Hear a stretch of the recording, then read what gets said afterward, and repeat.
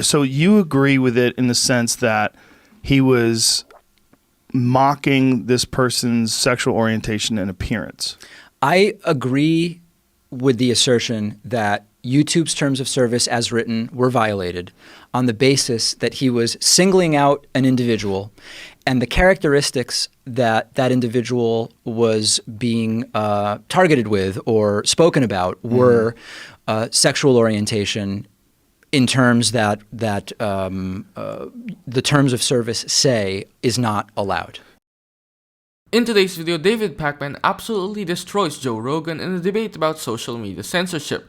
Joe tried to make the case that social media platforms are out to get the right, that censorship is a left-wing weapon, and that freedom of speech is under attack.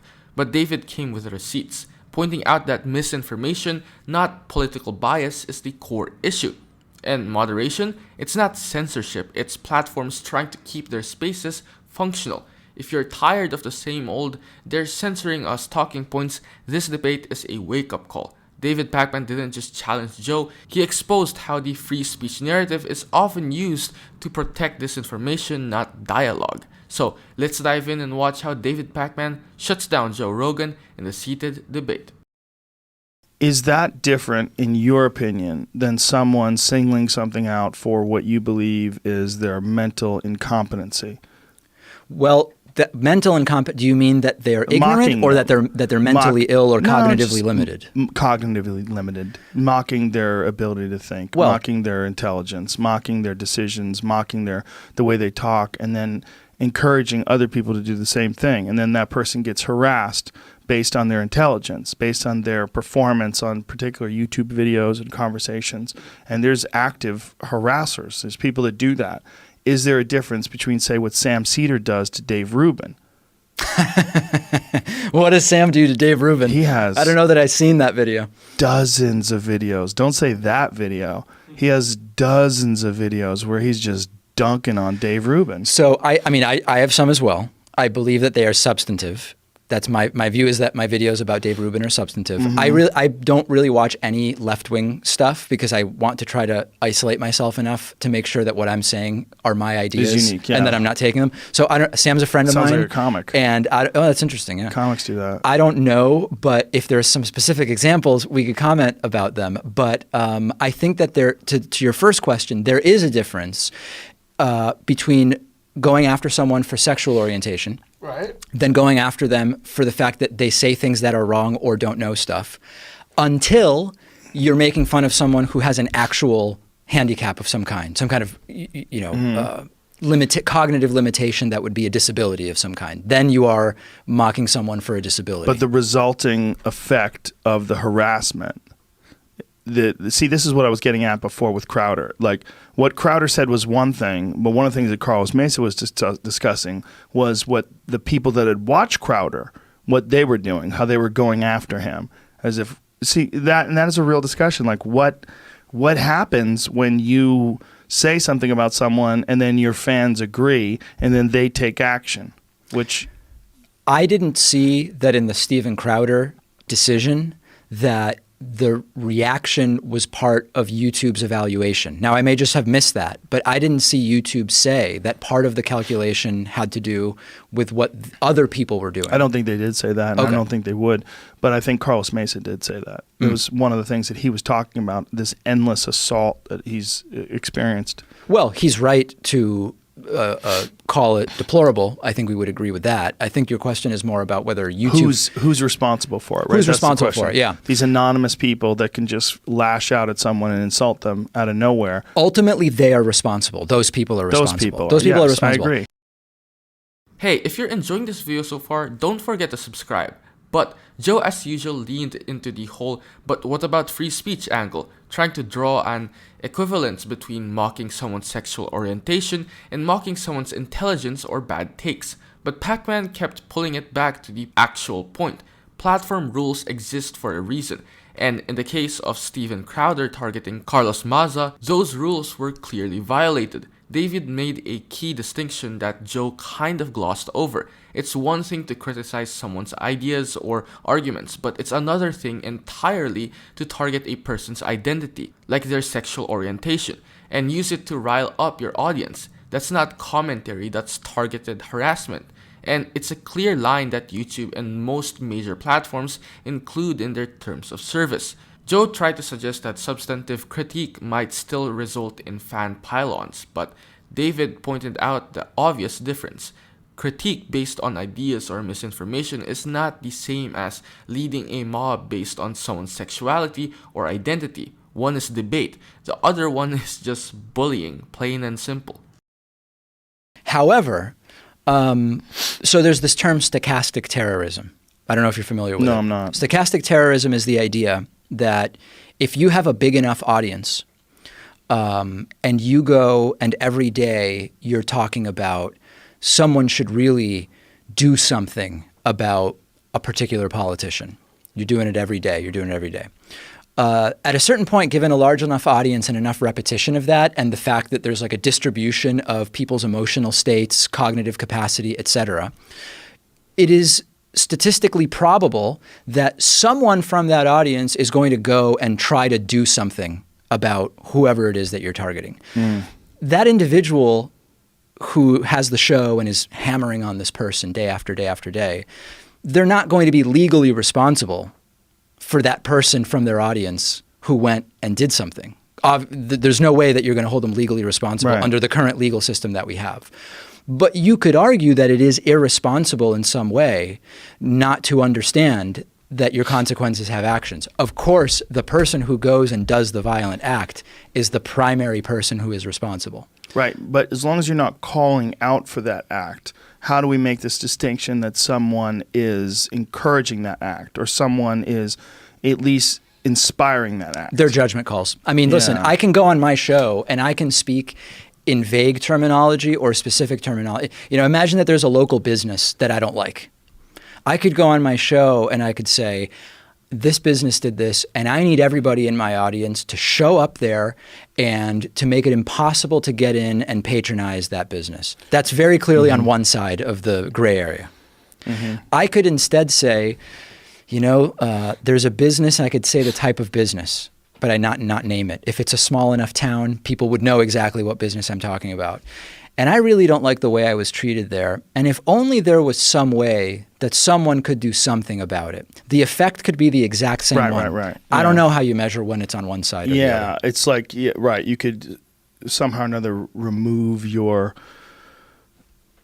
you could somehow or another make it so that it's, I'm agreeing with you. Yeah, you could remove your responsibility for the action in some sort of way. Joe was coming from a more libertarian, how do you even define the line angle, which is fair to a point, but Pakman brought up a crucial concept that more people need to understand. Stochastic terrorism, that idea that repeated vague but emotionally charged language about someone will eventually lead someone from your audience to act, isn't some far-fetched theory. It's backed by real-world patterns. Take the case of Dr. George Tiller, an abortion provider who was murdered after being repeatedly demonized on national TV. Or even January 6th, Trump didn't directly tell people to storm the Capitol, but his constant repeated claims of a stolen election undeniably pushed some people over the edge. That's exactly what David is getting at, and Pakman nailed the complexity of how speech operates today. It's not just about what's legally actionable, it's about understanding the influence you carry when you have a massive audience. Like he said, if you vaguely suggest something about a business in a small town and people know who you're talking about, the consequences can be very real, even if you never directly say go protest or go harass. What David's saying isn't ban people or shut down speech. It's about recognizing the responsibility that comes with a platform. And that's something a lot of right-leaning media figures conveniently ignore. They want all the influence, all the clicks, and none of the accountability. This just got interesting. I was trying to find a tweet from Maza about him sending or asking people to flag Crowder's videos. Did you get the one where he asked people to go assault people with milkshakes and humiliate them at every turn? YouTube tweeted an hour ago, or 12:30, that to clarify, this is responding to Carlos Maza, to clarify, in order to restate monetization on his channel, he will need to remove the link to his t-shirts. Oh, so it's the Figs T-shirt. Yeah. Oh, well, that's all he has to do. He specifically asked about that, and then they responded. Oh. That's all he has to do. Wow. That's pretty easy. That's pretty straightforward. It's pretty straightforward. Yeah, this shirt's stupid. But, you know, he's a comedian. I mean, that's what Crowder's doing. And in his doing the thing about Meza, he's mocking him for his appearance. But Carlos Meza specifically encouraged people to throw milkshakes at people that disagree with him and to harass them publicly and humiliate them. So one thing doesn't public. justify the other. No, but it doesn't. But that is more egregious. How far asking do you... people to assault people and asking people to physically humiliate people in person, in my opinion, is more egregious. I don't agree with mocking his physical appearance. Well, his physical appearance is, that's just what it is, you know. But the sexual orientation aspect of it is like, yeah, I get it. It's not nice. How far do you think necessary. this is just a comedian thing goes? Because I hear that a lot in just excusing things that are said. Well, he's trying to do comedy, right? So he's trying to make fun. Is he? Yeah. Well, hold on. But comedy and making fun of someone are two different things. Like, I don't do comedy, but I will sometimes make fun of things people say. Right, but he's doing it to be funny. He's making fun of things specifically to be funny. And sometimes, you know, when you do that, you go too far. You cross lines. I genuinely did not realize that Crowder does a comedy show. Oh, yeah. Yeah. His his show is a comedy show. Wow. Yeah, a lot of it is funny. He does some funny shit. He really does. Whether you agree with him or disagree with him, he's done some hilarious bits. I'm reacting in real time because I had no idea. He has this bit he does about this French socialist. He puts on a wig and pretends to be this different person. He's pretended to be a transgender person. He's done a bunch of these infiltration videos where he'll go into these ridiculous organizations and ask them questions. But it's very much a comedy show. Dressing up like a trans person's funny? It is if you're funny at it, if you're good. I mean, Mrs. Doubtfire, wasn't that funny? And that's what he was doing. He was dressing up as a woman. He was dressing up as a woman. Right. He was dressing up as a woman. And that's a great movie. I agree with you there. David nails the point that's often overlooked in these discussions. Mocking someone's ideas or policies is one thing, but when you mock someone's identity, their appearance, sexual orientation, or gender, that's a different level. That's not edgy, it's lazy. Especially when it's coming from a creator with millions of followers who know fully well that their audience will take that mockery and run with it.